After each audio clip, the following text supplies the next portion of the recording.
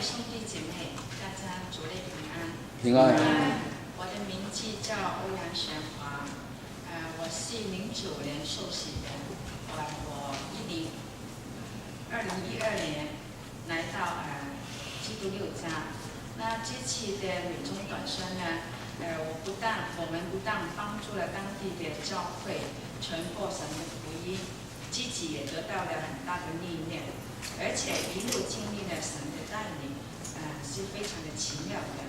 下面呢，我就讲讲我的一些经历和心得。在短宣的第2天，我们主要是协助当地的罗城华人基督教会做探访的工作。这里是一个大学城，教会的主要对象是老师、访问学姐还有学生。当安排探访的对象的时候，我们大家讨论到一对夫妻的名字，先生叫做邵广州，那大家就觉得他有可能是广州人，因为我也是讲广东话，于是我就说那我就去吧。那牧师大概也是这样子认为的，所以他就说那我也跟Apple 一起去吧。其实那对夫妻是西安人，他们是 Kansas 大学的访问学者。邵广州呢，他是研究地球物理的，他的妻子呢是大学里面的数学老师。他们有一个男孩6岁。那妻子吴华呢，她很追求主。邵广州呢一直都没有什么感觉，所以他们都没有信主。那邵华呢就问了很多问题，牧师都很耐心周详的，都用圣经的话语回答他。而我呢就一边听一边做笔记，觉得牧师讲的真的是太精彩了。到后来的时候呢，说到牧师说到夫妻的关系，牧师就说我们做妻子的是要顺服丈夫的，因为丈夫是家里的头。然后那个丈夫就这个时候就很感动，哭起来了。然后牧师因为呢他平常呢就是妻子呢比较强势，什么事情呢都是他说了算，所以这个先生呢平常就受到挺多委屈的。那牧师就趁机说，你看如果成为一个基督徒，小孩子呢交给神，他的一生都有神来带领，他的路也不会偏差，夫妻关系也很和谐美满，这样不是很美好吗？你们愿意成为一个基督徒吗？他们马上都表示愿意，然后跪下来接受牧师为他们做的绝技祷告。而我在旁边也上了很宝贵的一课。我们后来下一个目的地呢是基督公园中心。我们从中心出发，当我们离开中心的时候，我们需要开6个半小时的车程，去位于一个密西西比河旁边的城镇，叫做 Denver。在那个3个礼拜统领队长分享的时候，我才知道当时中心的高牧师就问统领，你们愿意在中途停在一个大学里面，协助这个大学的查经班去做学生工作，开传单吗？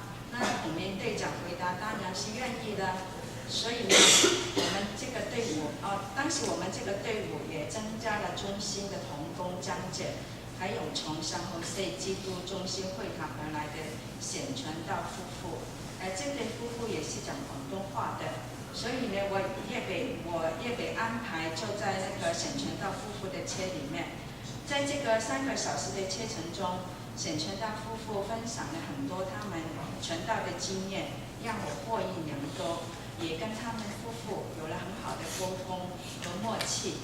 到了这个大学以后呢，我们就兵分3路，而且我很巧的，我就被分在跟显传道，还有大学的周老师，还有广斌，还有一对刚到美国才2个月的访问学者在一起。然后我们就去不同的学生的饭堂去吃饭，还有跟找亚洲的学生。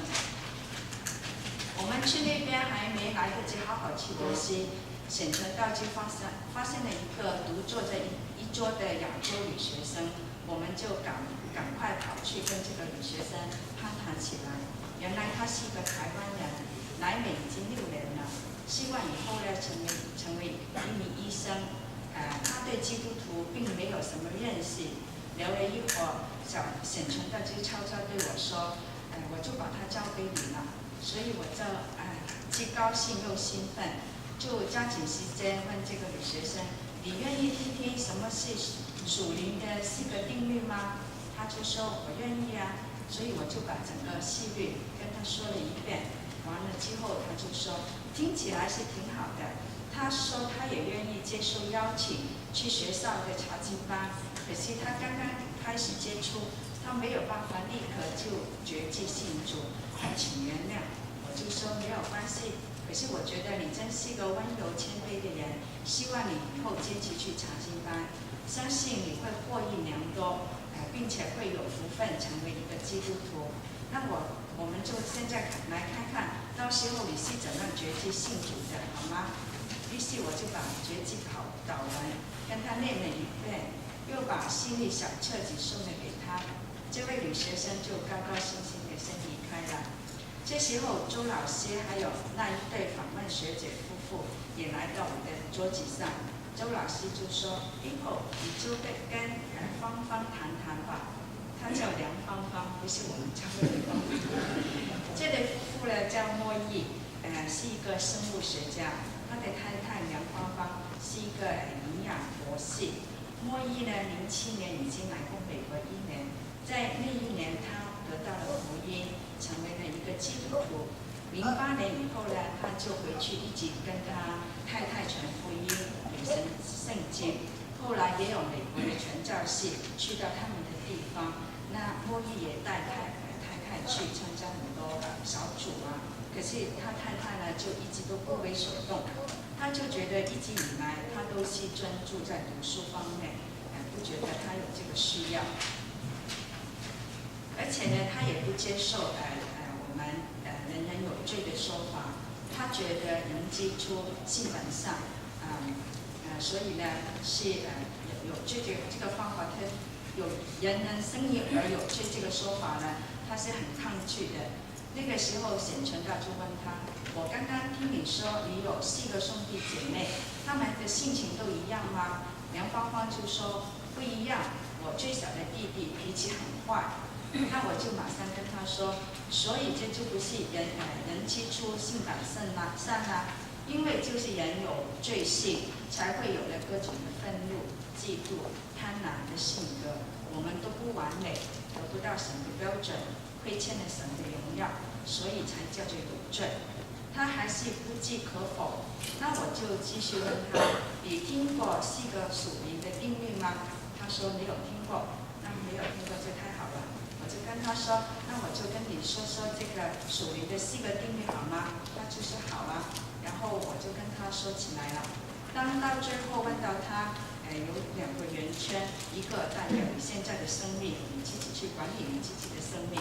可是因为你看不清楚前面的路，你也没有一个信仰支撑这里，所以你的生活就很容易陷在各种混乱跟不安之中。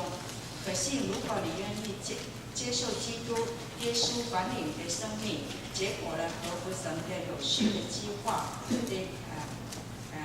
而且你的生活就不会陷在一个混乱之中的时候，他就说：“那当然是很好的了，有基督做你生命的主宰。可是呢，你说邀请就邀请，哪有那么简单？我也不相信你说邀请就可以发生什么变化。”那我就说：“你都没试过，你怎么知道呢？而且你不试的话，你的生活还是跟以前一样，你的没有什么变化。可是如果你试过了，或者你真的你的生命会不一样呢？你为什么不试一试？”他听一听，也是真的。那这个是我以前也没有想过的，突然我觉得是圣灵给我的话语，最后就感动了他。然后我就问他：“你愿不愿意现在决志成为一个基督徒，让基督耶稣做你生命的主呢？”他就说：“好吧，我就愿意试试。”那我就赶快带他做了一个决志祷告了。那完了之后，我发现自己真的是非常的紧张，满身都是汗。然后他的先生莫义呢就更高兴，他就说：“1个星期之前他就知道短宣队就要来了，所以那时候他就祷告，希望有奇迹出现。果然神就听了他的祷告，就完了以后呢，那个学生的饭堂都没有一个人了。我们出去以后，那两夫妻也继续陪着我们去发传单，敲学生宿舍的门。路上两口子都一直手拖着手，非常的甜蜜幸福。之前他们都没有的。后来我就勉励莫义，你要在家里建立神的祭坛，每天带领家庭的灵修祷告，凡事靠主，也祝福他们在美国有一个守灵的新生活。我也要了他们的电话名记，回来以后呢，为他们全家里头的祷告。而我想不到的是，神也借着这个事情，大大的激励了广斌。上个礼拜他在这里分享的时候，我才知道这个事情也给了他很好的鼓舞跟影响。回想整个过程，从少广州到牧师生动的带领，显传道的出现，还有台湾女学生给我的一个warm up，到芳芳的绝技，我觉得神真是一步一步的带领安排，而我只不过是临门一脚，是大能的神把他自己的小羊归回到手里他的山岗上。在我们短宣期间的灵修纪要里面，其中有一段就写一段：你有没有渴慕带领别人也去走一路呢？那大家的答案显然都是当然了，因为我们就是因为愿意才走出去成为短宣队员的。而我本身，我的家里面有一个哥哥，还有2个姐姐，他们都信佛。以前和他们谈信仰的时候，他们都会说你信你的，我信我的。在短宣开始的时候，我就不停把信息、照片传到我们家庭的微信群里面。有2天在基督公园中心，是什么信息都没有的。出来以后，我就看到我大的姐姐说：“多发一些你们的信息吧，我很想多了解。”而我的大哥在出发之前，他就用调侃的语气说：“你去吧，你去拯救多一些堕落的灵魂吧。”